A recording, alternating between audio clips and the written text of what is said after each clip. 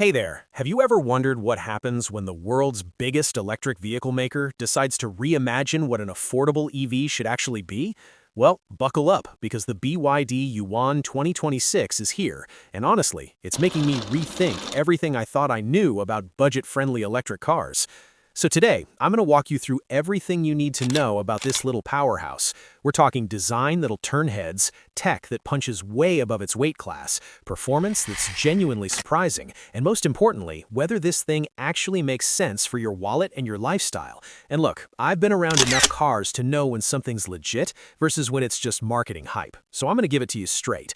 But real quick, before we dive deep into all the juicy details, if you're vibing with this content and want to stay in the loop about all things luxury motors, EVs, and just cool cars in general, go ahead and smash that subscribe button. I mean, we're building something special here at Luxury Motor, and I'd love for you to be part of this journey. We're just a bunch of car enthusiasts keeping it real, breaking down what actually matters, and cutting through all the nonsense.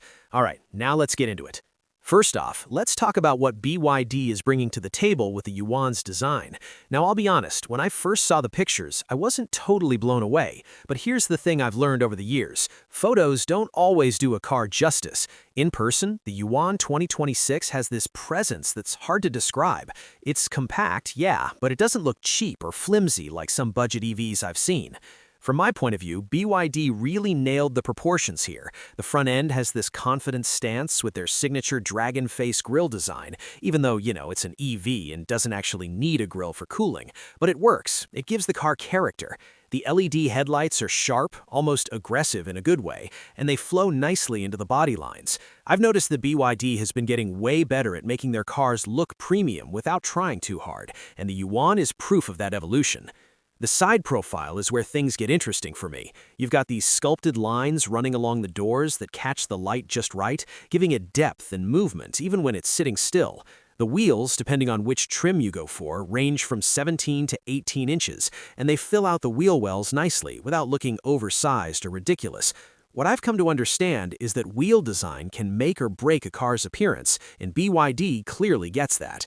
Around back, it's clean and modern. The taillights stretch across the width of the car, which is like the universal language for contemporary EV design at this point, but they've executed it well. There's this subtle spoiler integrated into the roof that adds a bit of sportiness without being over the top. In my opinion, the rear is probably the most understated part of the car, but that's not necessarily a bad thing. It's cohesive, it flows with the rest of the design, and it doesn't look like they just slapped on an afterthought. Now let's slide inside, because this is where the Yuan really surprised me. I used to think that affordable EVs meant you had to compromise on interior quality, but the 2026 Yuan is challenging that assumption big time. The moment you open the door, you're greeted with this surprisingly upscale cabin that feels more expensive than the price tag suggests. The dashboard layout is super clean and minimalist, which I'm totally here for. There's this massive rotating touchscreen in the center, and I believe it's around 12 or 13 inches that handles pretty much everything. Navigation, climate control, media, vehicle settings, all of it.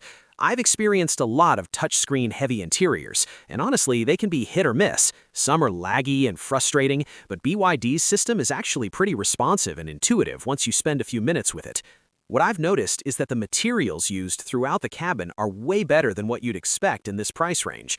Sure, there's some hard plastic here and there, but the surfaces you actually touch regularly, the steering wheel, the door armrests, the center console, they've got this soft touch material that feels good. The seats are wrapped in what looks like quality synthetic leather, and they're actually comfortable for longer drives. I've grown to appreciate when manufacturers don't cheap out on seats, because let's be real, that's where you're spending all your time. Looking back at my experience with other compact EVs, the Yuan's interior space is genuinely impressive. Headroom is solid in the front, and even in the back, average-sized adults can sit comfortably without feeling cramped. The cargo space is decent too, nothing game-changing, but enough for your weekly grocery runs, some luggage for a weekend trip, or whatever you need to haul around on the daily. For me, one of the coolest touches is the ambient lighting. It's subtle, not tacky, and you can customize the colors to match your mood or whatever. It's those little details that make you feel like you're in something special, not just a basic point A to point B appliance. Alright, let's get into the tech and features, because this is where BYD is really flexing. Over time, I've learned that tech in cars isn't just about having a bunch of flashy features. It's about having useful stuff that actually makes your life easier, and the Yuan delivers on that front in a big way. The infotainment system runs on BYD's D-Link operating system, and it's legit. You've got wireless Apple CarPlay and Android Auto, which is basically non-negotiable these days. The voice control actually works, like it understands what you're saying without you having to repeat yourself 5 times, which is refreshing. I've experienced too many voice systems that are basically useless, so when one actually functions properly, it stands out. From my point of view, the driver assistance features is where the Yuan really punches above its weight. You're getting adaptive cruise control, lane keeping assist, automatic emergency braking, blind spot monitoring, and even a 360-degree camera system. This is the kind of stuff that was exclusive to luxury cars just a few years ago, and now it's standard or available on a compact EV that won't break the bank. That's wild to me. The digital instrument cluster is customizable, clear, and gives you all the info you need without being overwhelming. You can see your range, speed, navigation directions, and energy consumption all at a glance. I believe that good interface design is when you don't even have to think about it. It just works, and BYD nailed that here. Now I realize something important about the Yuan's connectivity features. You can control certain vehicle functions through a smartphone app. Want to precondition the cabin before you get in on a hot day? Done. Check your charging status remotely? Easy.